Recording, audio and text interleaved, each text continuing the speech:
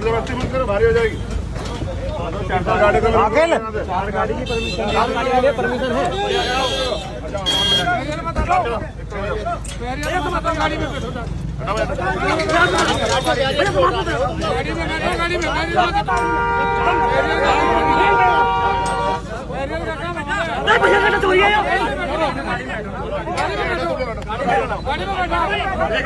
बड़े अधिकारी का फोन आया, उन्होंने मुझसे कहा आप मेरठ नहीं जाएंगे, जेल में उनसे मिलने, सलाह के पीड़ितों से मिलने। मैंने उनसे आग्रह किया कि भाई मैं जाना चाहता हूँ, तो उन्होंने मुझे धमकी देते हुए कहा कि आपके जो MP MLA कोर्ट के मुकदमे चल रहे हैं उनमें हम आपको देखेंगे। मैंने उनसे कहा कि प्रिय भाई, मैं मानता हूँ आप बहुत बड़े अधिकारी हैं, लेकिन न्यायपालिका किसी की जेब में नहीं। जिनको ये लगता है न्यायपालिका उनकी जेब में है, ये लोकतंत्र पे एक बहुत बड़ा सवाल खड़ा होता है, खतरा खड़ा होता है।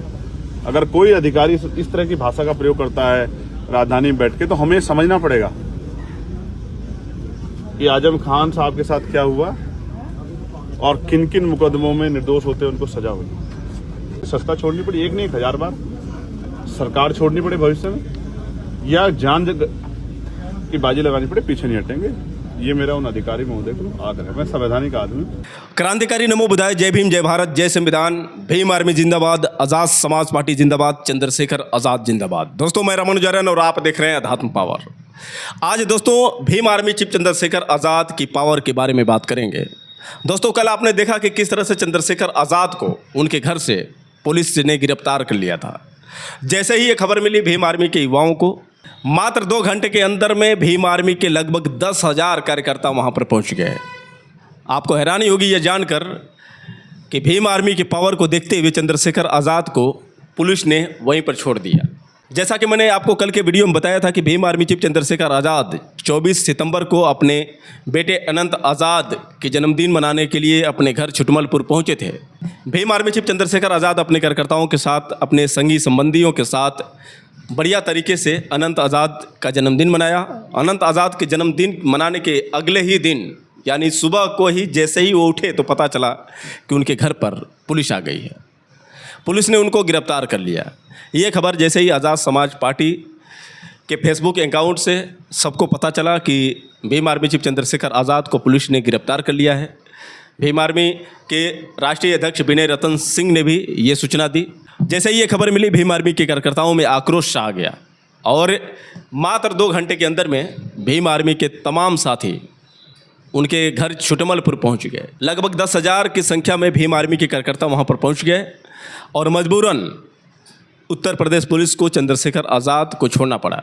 आपको बता दें कि भीम आर्मी चीफ चंद्रशेखर आज़ाद ने एक दिन पहले ही एक्स पोस्ट और फेसबुक अकाउंट पर उन्होंने एक पोस्ट किया था जिसमें उन्होंने लिखा था कि मैं कल यानी 25 सितंबर की बात उन्होंने लिखी थी कि 25 सितंबर को मैं सुबह मेरठ जाऊंगा और जितने भी हमारे कार्यकर्ता वहां पर गिरफ्तार किए गए हैं, खासतौर से आज़ाद समाज पार्टी कांसीराम के राष्ट्रीय महासचिव रविंद्र कुमार भाटी को जिस तरह से पुलिस ने गिरफ्तार किया था, उसके बाद भीम आर्मी चीफ चंद्रशेखर आज़ाद ने ये बात उन्होंने फेसबुक अकाउंट पर लिखा था कि मैं सुबह जाऊंगा और उन साथियों से मिलूंगा जो बिना वजह के गिरफ्तार किए गए हैं। भीम आर्मी चीफ चंद्रशेखर आज़ाद ने देखा कि हमें रोकने के लिए सैकड़ों पुलिस तैनात हैं। फिर भीम आर्मी चीफ चंद्रशेखर आज़ाद अपनी गाड़ी से उतरे और कार्यकर्ताओं के साथ आक्रोशित गुस्से में नजर आए। वो जैसे आगे बढ़ते रहे उनको पुलिस रोकती गई, लेकिन फिर भी भीम आर्मी चीफ चंद्रशेखर आज़ाद माने नहीं, चलते गए। यहाँ तक कि उन्होंने खुलकर बोल भी दिया कि तुम हमें रोको मत, भारी पड़ जाएगा। आखिर क्या कहा था चंद्रशेखर आज़ाद ने, पहले आप चंद्रशेखर आज़ाद का वीडियो देखिए।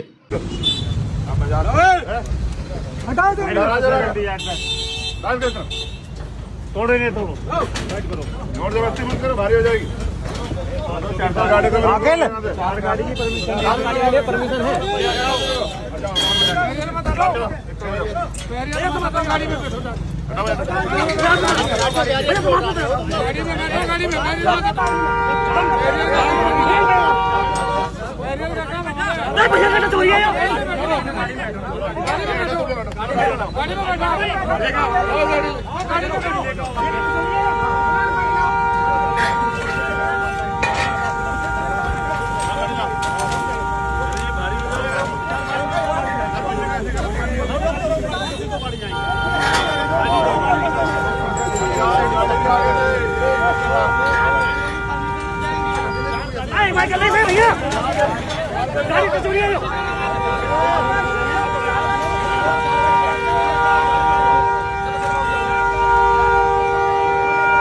तो दोस्तों आपने सुना किस तरह से भीम आर्मी चीफ चंद्रशेखर आज़ाद ने पुलिस के सामने अपना वो पुराना अंदाज, वही तेवर जो सहारनपुर दंगे में उन्होंने दिखाया था।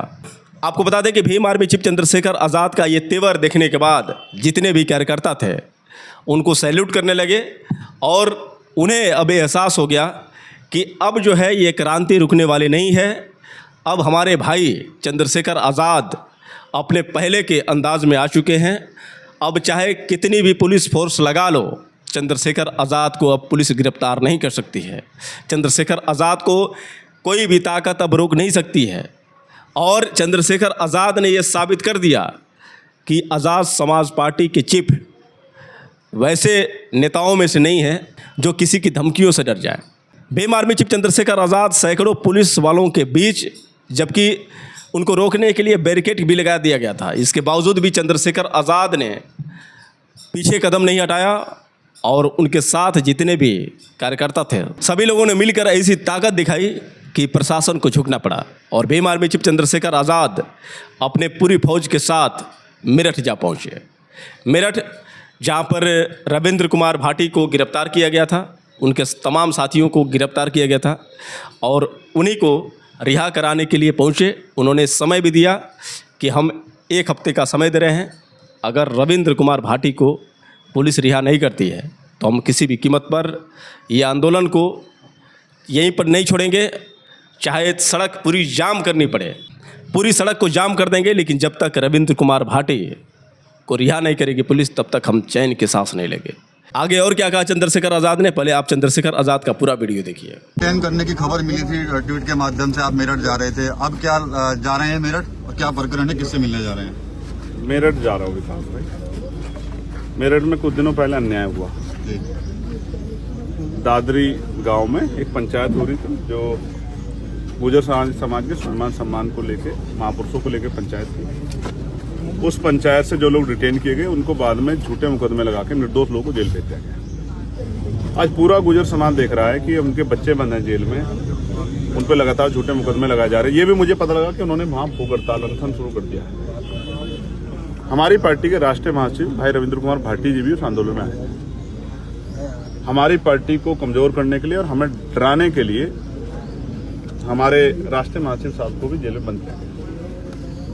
बात रविंद्र भाटी जी की तो है ही, लेकिन उनके साथ जो निर्दोष गुजर समाज के लोग बंद हैं, जिसमें सहारनपुर के लोग भी, आपकी जानकारी के लिए मुजफ्फरनगर के लोग भी, तो सब जगह से लोगों में बेचैनी, लोगों में गुस्सा है और उनका कहना है कि हम सबकी तरफ देख रहे हैं लेकिन हमें आपके ऊपर भरोसा है कि आप ही इस अन्याय को रोकने में हमारी मदद करें। तो आज उन परिवारों से मिलने जा रहा हूँ, उन भाइयों से जो जेल बंद हैं। और सलावा में जिस तरह से आपने और मैंने देखा कि रात को विवाद होता है, सुबह बुलडोजर आके 50-50 साल पुराने मकानों को जमींदर्ज कर देता है, ये बात इस बात का प्रमाण है कि उत्तर प्रदेश में कानून व्यवस्था दम तोड़ चुकी है। और एक कहावत है ना, जिसकी लाठी उसकी भैंस, यही चल रहा है। इस अन्याय को रोकना पड़ेगा और रोकने के लिए जन आंदोलन की जरूरत है। सड़कों को लोगों से पाटने की जरूरत है, आंदोलन की जरूरत है, जो सरकार को ये पता लग जाए कि अन्याय लोग स्वीकार नहीं करें। इसलिए उन परिवारों से मिलने के लिए जाऊंगा और जाकर उनके दुख को सुनूंगा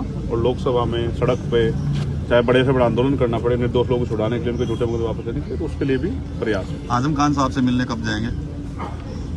जब आप जिक्र करते हैं आजम खान साहब का तो मुझे कई सारी चीजें याद आती हैं जो आज एक मेरे साथ भी हुई है। बता रहे फोन आया किसी का? हाँ, एक बड़े अधिकारी का फोन आया, उन्होंने मुझसे कहा आप मेरठ नहीं जाएंगे जेल में उनसे मिलने, सलाव के पीड़ितों से मिलने। मैंने उनसे आग्रह किया कि भाई मैं जाना चाहता हूँ, तो उन्होंने मुझे धमकी देते हुए कहा कि आपके जो MP MLA कोर्ट के मुकदमे चल रहे हैं उनमें हम आपको देखेंगे। मैंने उनसे कहा कि प्रिय भाई, मैं मानता हूँ आप बहुत बड़े अधिकारी हैं, लेकिन न्यायपालिका किसी की जेब में नहीं। जिनको ये लगता है न्यायपालिका उनकी जेब में है, ये लोकतंत्र पे एक बहुत बड़ा सवाल खड़ा होता है, खतरा खड़ा होता है। अगर कोई अधिकारी इस तरह की भाषा का प्रयोग करता है राजधानी में बैठ के, तो हमें समझना पड़ेगा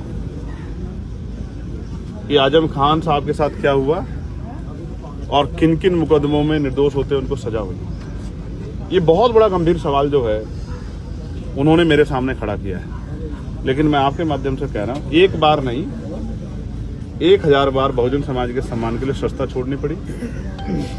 इसमें आज हम गुर्जर समाज, मुस्लिम समाज पर अन्याय उसमें जा रहे हैं। या किसान, कमेरे, दलित, पिछड़े, किसी के लिए कोई अन्याय होगा उनके लिए सस्ता छोड़नी पड़ी, एक नहीं 1000 बार सरकार छोड़नी पड़े भविष्य में, या जान की बाजी लगानी पड़े, पीछे नहीं हटेंगे।